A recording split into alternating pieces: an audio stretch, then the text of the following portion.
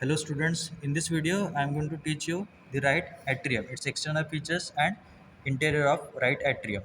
The right atrium, it is the right upper chamber of the heart. It extends, it extends vertically, you know, um, and it forms the right border of the heart. The right ventricle, it forms the right border of the heart. It also forms the interior surface of the heart and the base of the heart. Okay, so right ventricle, it forms right border, interior surface and base of the heart.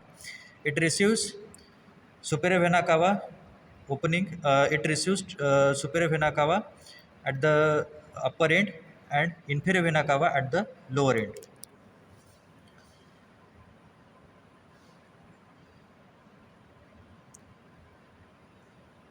Now, extending from superior to inferior vena cava, there is a faint sulcus present on the present along the right border of the heart. This sulcus is called as sulcus terminalis. This sulcus terminalis is created by the internal muscular ridge called as crista terminalis. This is the crista terminalis. You can see this internal muscular ridge called as crista terminalis. This crista terminalis created sulcus on the external surface of the heart, external surface of the right atrium, extending from superior to inferior vena cava. At the upper end of sulcus terminalis, there is presence of sinoatrial node. The right atrium, it receives blood from whole of the body through superior and inferior vena cava and pump it to the right ventricle. The upper end of right uh, atrium, it extends or it elongates to the left to form right auricle. You can see this is the right auricle.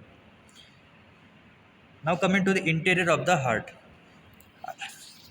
See here, this heart is this right atrium chamber is cut from superior to inferior vena cava. The interior of the heart is divided into three parts: the smooth posterior part, rough interior part, and the interatrial septum. The smooth posterior part, it receives opening of the most of the veins except anterior cardiac vein. So it receives superior vena cava at the upper end, inferior vena cava at the lower end, the opening of coronary sinus. This is the opening of coronary sinus, which lies between the opening of inferior vena cava and opening of tricuspid valve. This is the opening of coronary sinus. Now the rough anterior part, it is first a smooth posterior part. Developmentally, it is formed by the right horn of sinus venosus. The rough posterior part, developmentally, it is formed by the primitive atrial chamber. It is you can see this. It is in the form of transverse muscular ridges extending from the crista terminalis towards the towards the atrioventricular opening or tricuspid valve. So this is the transverse muscular ridges which extends from crista terminalis towards the right atrioventricular opening. These are called as musculi pectini.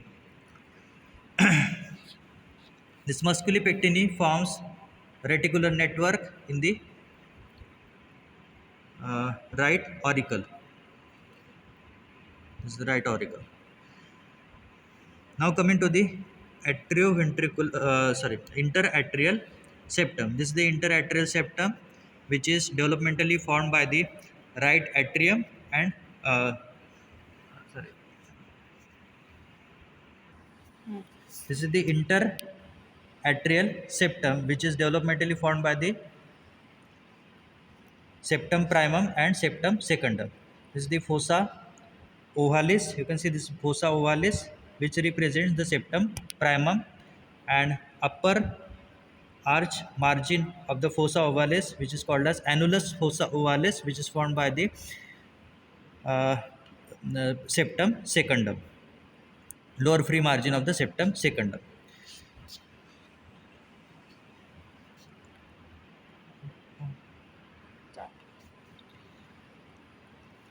Here I have cut the right ventricle here to show the interior of the right ventricle. The interior of the right ventricle consists of two parts, the inflow part and the outflow part. Inflow part starts from the uh, at tricuspid wall. You can see this is the inflow part, it is rough and it is formed by the proximal part of the bulbus cordis developmentally. The outflow part developmentally it is formed by the middle part of the middle one third of the bulbus cordis. In the interior of right ventricle, in inflow part, you can see the ridges, bridges, and pillars. This is the ridge. These are the bridges. These pillars, which is also called as the papillary muscles. The papillary muscles are connected to the cusps of the tricuspid wall by fine fibers, thread-like fibers called as chordae tendineae. These are the chordae tendineae. This is papillary muscle. Papillary, as the tricuspid wall has three cusps, there are three papillary muscles. The anterior, is posterior, and the septal one. Now come to the outflow part. This is the outflow part, which is smooth, and there is presence of